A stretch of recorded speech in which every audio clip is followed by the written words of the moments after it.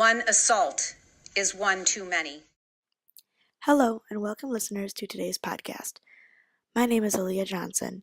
Today, I will be discussing sexual assault on college campuses with a highlight on fraternities and sororities. Throughout this podcast, I will be sharing with you sexual assault research and policy procedures, along with perspectives on campus rape culture. Joining us today will be fellow Iowa State students and Greek-affiliated members Anna, Katie, and Ian. As reported by researcher Meredith McGinley and others, 40 to 60% of college women have reported a sexual assault, and 21 to 58% of college males have reported a sexual assault. Kimberly Heffling reports that a survey distributed by the Justice Department in 2014 found that 80% of survivors knew their rapist. Through the Justice Department survey, they found that it is common that survivors face re-victimization through going to the police. About 20% of campus sexual assault victims report to the police. Title IX, an education amendment made in 1972, addresses colleges in that discrimination based on sex can include sexual harassment, rape, and sexual assault. With that being said, gender discrimination is illegal on college campuses. With significant levels of sexual assault among college students and a lower percentage of reporting rates, this introduces the notion that college students in particular are not trusting the current justice system. Earlier this fall, Education Secretary Betsy DeVos announced that she is rescinding an Obama-era Title IX policy relating to sexual assaults. With this notion, university disciplinary actions can use what's called clear and convincing evidence when dealing with sexual assault cases. Through your role as your chapter's president and the Collegiate Panhellenic Council vice president of Judicial Affairs, how do you, Katie, think Betsy DeVos's new policy will affect Iowa State's campus and Greek community? When we heard the news about I don't want to say it's an official changing of the standard, but right now it's looking as though the Obama era policy of preponderance of the evidence is no longer going to be the required one, but that schools can now choose between the two. With, I believe, DeVos's recommendation being clear and convincing. I know, and I understand that they were heavily lobbied to change it to that, because multiple men had come forward saying they had been falsely convicted is not the right word, but falsely kicked out of school for what they believe was a crime they didn't commit. So I understand why it's the way it is, but it poses a lot of problems. And one of the problems, in my opinion, that it creates is, number one, we're already in a system where women don't feel like they are supported by university staff, police force, etc. So even just talking about and getting in the mind of women that the standard is going to be more difficult to prove their case and to determine that they were sexually assaulted is going to prevent women from reporting, which is, in my mind, never, ever a good thing. So that's like the first kind of big point. The second point too is like, what exactly does clear and convincing mean, right? So will she 100% have to complete a rape kit every single time, That's not always possible, and creates a lot of issues as well. And sexual assault isn't just rape, it's crimes lower than that. So then what is it going to take for a woman to be clear and convincing when creating her argument that she was touched inappropriately at a party or whatever it is? So I personally was bummed when I heard the news. I think it's going to pose more problems for women in particular than not. But there were some legal flaws both ways. So as much as I am not totally a fan of Betsy DeVos, their side of the argument is done with the idea that this way would be more advantageous for both plaintiffs and defendants, because at the end of the day, we do live in a republic where you're innocent until proven guilty. And it was becoming very easy for universities to ignore that idea and that concept. How have you seen such cases of sexual assault affect the Greek community here at Iowa State specifically? I can't, obviously, disclose everything I know, but there's been, I would be lying if I said I had not been someone that's been told of a sexual assault. Additionally, I know,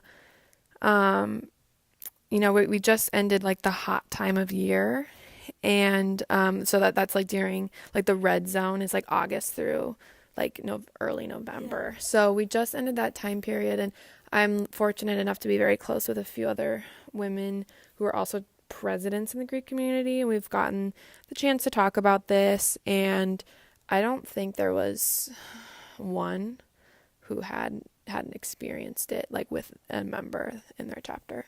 So yeah, it's real and it's definitely happening, and I think presidents are an incredible spot to witness it. And then on the same token, we get to know the fraternity men and know the struggles that they have as well, because no fraternity wants to be the rape house, right? They don't want to be the creepy guys.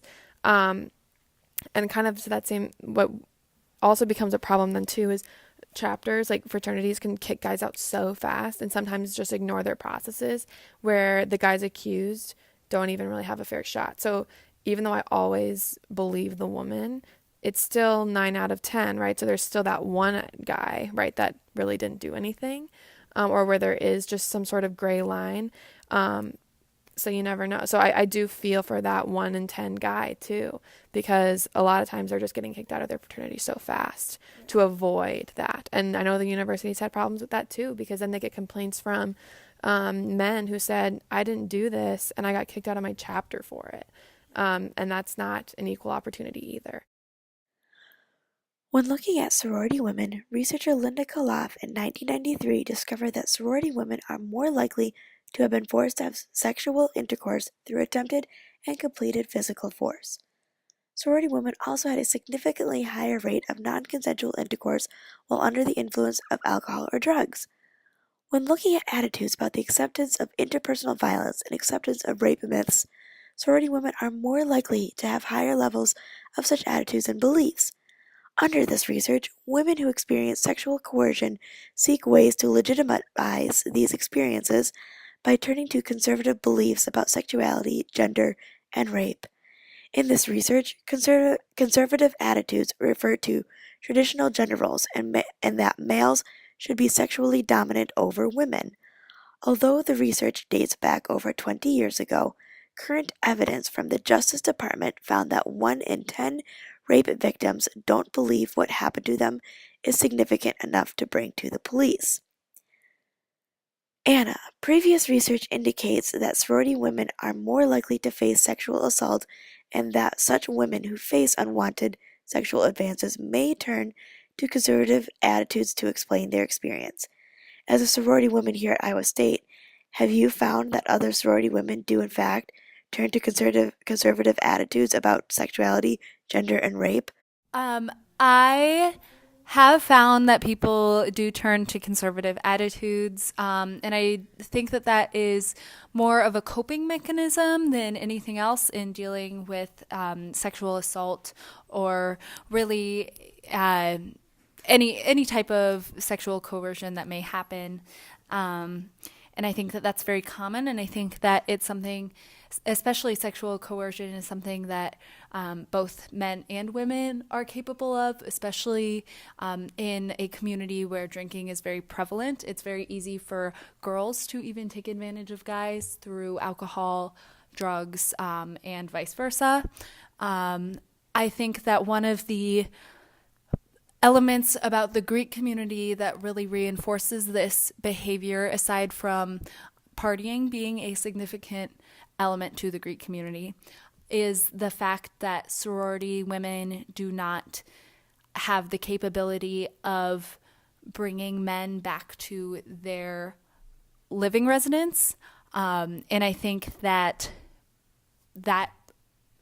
by having sorority women have to go elsewhere to participate in any sort of sexual activity puts the power in that relationship in the hands of the person that they are engaging in sexual activity with, which is most likely going to be a male at a fraternity house or apartment or really anywhere, because men are not allowed in sorority houses, and particularly bedrooms or sleeping spaces. Moving into looking at fraternity culture, researchers Patricia Martin and Robert Hummer in 1989 examined the social construct on college fraternity life and their relations with women. Without claiming that all fraternities are bad, Martin and Robert report that fraternities are a physical and social cultural context that encourage the sexual coercion of women in the study. Under their observations, rape is more likely to occur in fraternities because of the type of men they have and the actions they engage in. It was concluded from Martin and Hummer that improvement in such behaviors can be expected when fraternity values are changed. Ian, as a previous fraternity member, do you believe that in 2017 fraternities enable a rape culture? What does a rape culture mean to you, and how have you seen rape culture present in either your previous fraternity or another? Hell yeah, they do. Rape culture to me is anything that undermines women in the form of physical or verbal abuse, also sexualizing women in forms of photos or catcalling, even using religious values to undermine women and making them seem like objects to achieve, are all great examples of what I believe rape culture to be. You have guys talking about their genital sizes to make themselves seem superior to others, or guys explaining how they take away the virginity of girls to add to their superiority like a trophy, or talking in details of what they did to their significant other and how it might have been funny to watch how the women reacted to their sexual advances. I believe there needs to be a change in how our society deals with all forms of sexual harassment and assault. I would hope to see more progressive efforts in our society and government policies that would create a safer environment for victims. Honestly, it's 2017. It's not the 1950s anymore. So it's been long overdue for change. So.